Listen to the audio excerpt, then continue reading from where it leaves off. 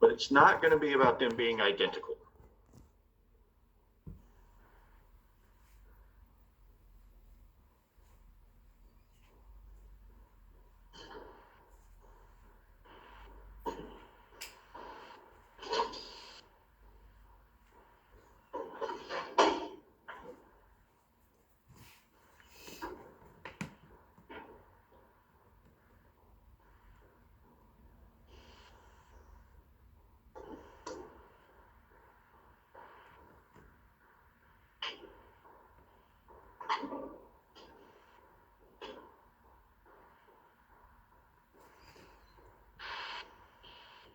It's not about the dimensions being equal, but instead,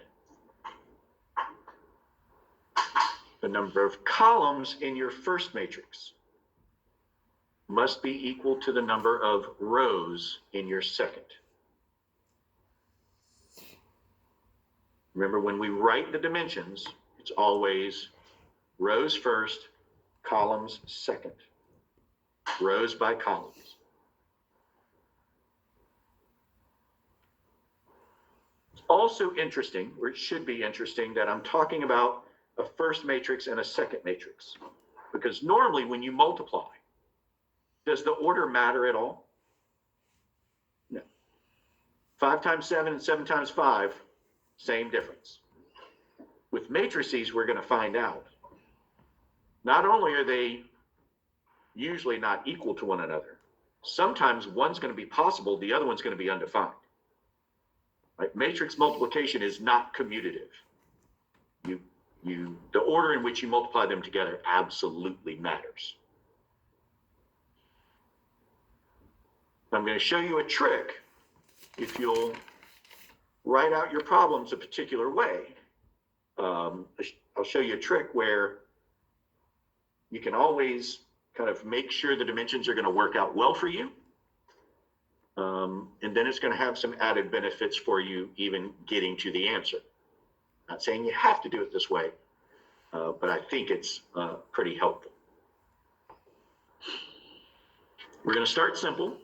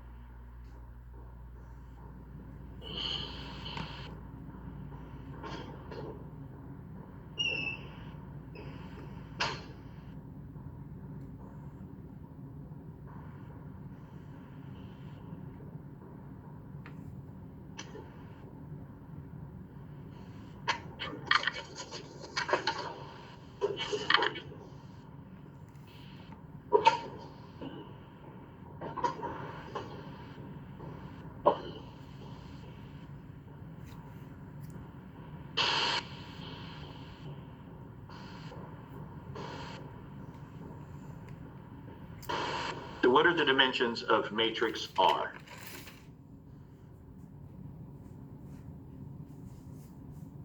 Anybody? 2 by 2. It's a 2 by 2. What are the dimensions of matrix S? It's also a 2 by 2. So if you're looking for R times S, remember the order matters. The number of columns in matrix R must be equal to the number of rows in matrix S. If you always write them in order, it's those two inner numbers that must be the same. But you have to write them in order.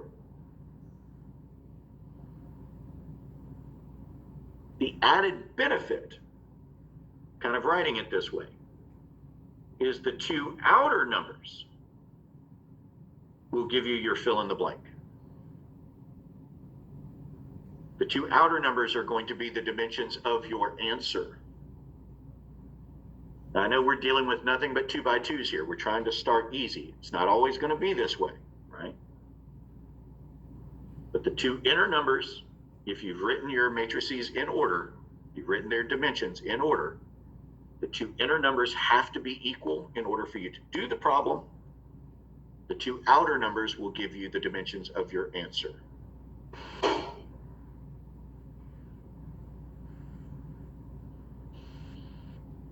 So now let's talk about organization.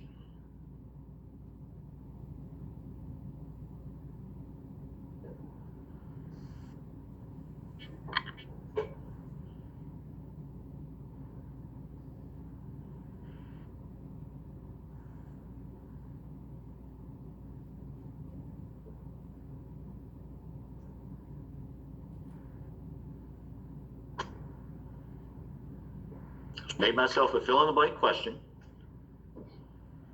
Got my matrices written in order. I'm looking for R times S. I know that it's possible. I know what my dimensions of my answer are going to be. When we start going through the actual multiplication part, I'm going to kind of consider row 1 in matrix R. We're going to kind of turn it on its side like a column, so that what we end up having are these pairs of numbers, right? That row 1 is kind of matching up with column 1 in matrix S. It's these pairs of numbers that are sitting next to one another that we're going to multiply, right? We're going to multiply 4 times 3. We're going to multiply -1 times -7. But all of that arithmetic is going to fill in row 1, column 1 of our answer. Right, so I'm getting row 1 from matrix R. I'm getting column 1 from matrix S to fill in row 1, column 1 in my answer. So if I'm multiplying 4 times 3 and I'm multiplying -1 times -7, anybody care to guess how all of that is going to give me just one number in my final answer? What am I going to do? Told y'all at the beginning we were only going to be doing two things: multiplication and what?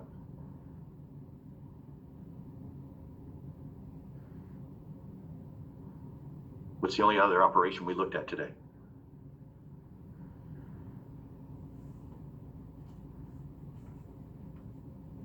Multiplication and what? Addition. Addition, yeah. So you're going to have your 4 times 3. You're going to have your -1 times -7.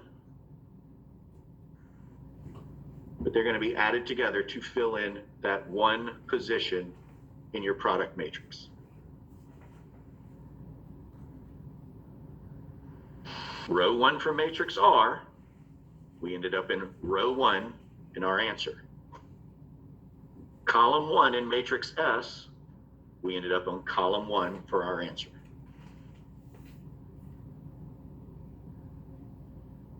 So now we'll do the exact same thing, but we'll move over and we will multiply the row 1 from matrix R times column 2 in matrix S.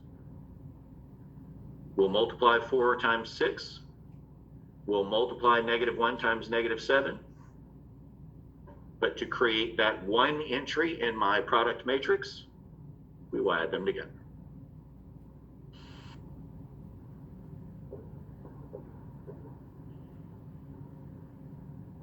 So now we've multiplied through all of the columns that we had in matrix S. That means we're finished with row 1. We will do all of that process again now with row 2. And because I'm looking at row 2 in matrix R, I'm going to be filling in row 2 in our product matrix.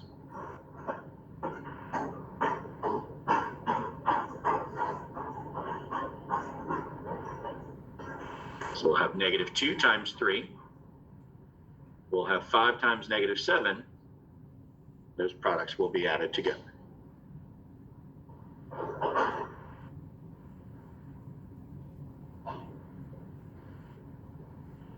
And now finally, we take row 2 from matrix R, multiply it by column 2 in matrix S. We have -2 times 6 plus 5 times 8.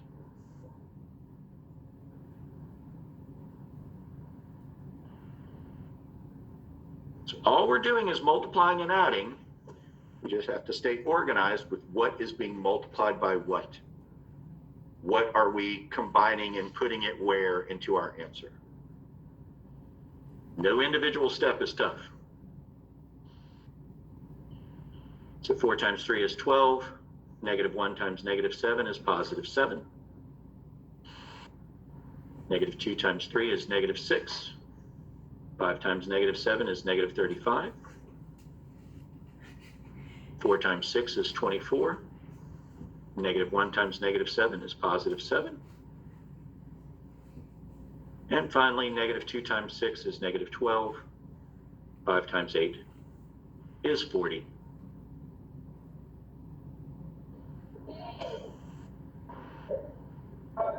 Now our last bits of arithmetic here. 12 plus 7 is 19. -6 minus 35 is -41. 24 plus 7 would be 31. And -12 plus 40 is 28.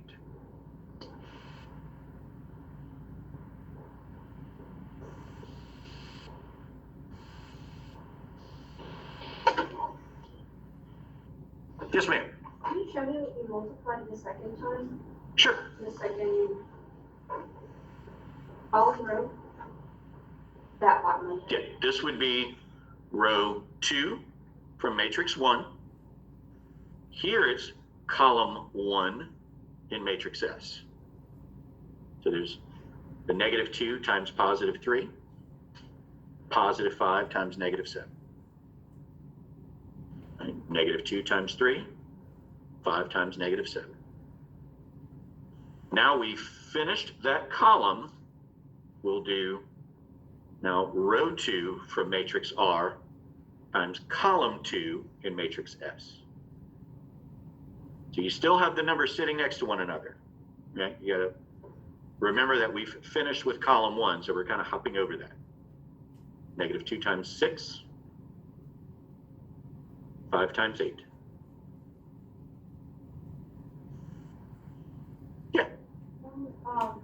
Column 2, row 1. Isn't it supposed to be times 8 instead of -7?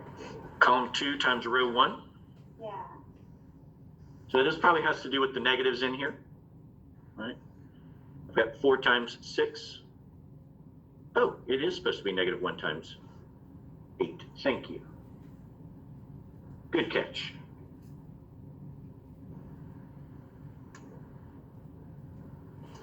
Right? I was just about to say, it's all about organization, and there I was, confusing my -7 from row 1 with the +8 in, column 1 with column 2.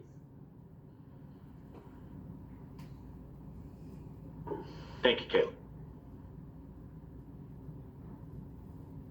Another thing, especially if you're good about writing out all of your work, another thing that you can kind of use to check. 3 and -7 should show up in all of my row 1, or all of my column 1 stuff. 3 and -7, 3 and -7. 6 and 8 should show up in all of my column 2 stuff. 6 and 8, 6 and 8. 4 and -1 should show up in all of my row 1 stuff. There's 4 and -1, there's 4 and -1. And then finally, -2 and 5 should show up in all of the work in row 2. -2 and 5, -2 and 5.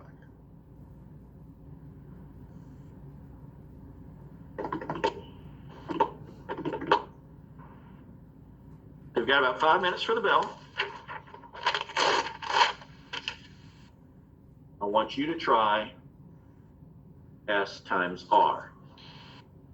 Right? We talked about them not being commutative, that multiplying them in opposite order might not be equal. Try S times R on your own. I'm not going to say anything. I'm going to be quiet for 5 minutes and let you try the organization, finding the pattern, and show, in fact, that we're going to get 2 separate answers here.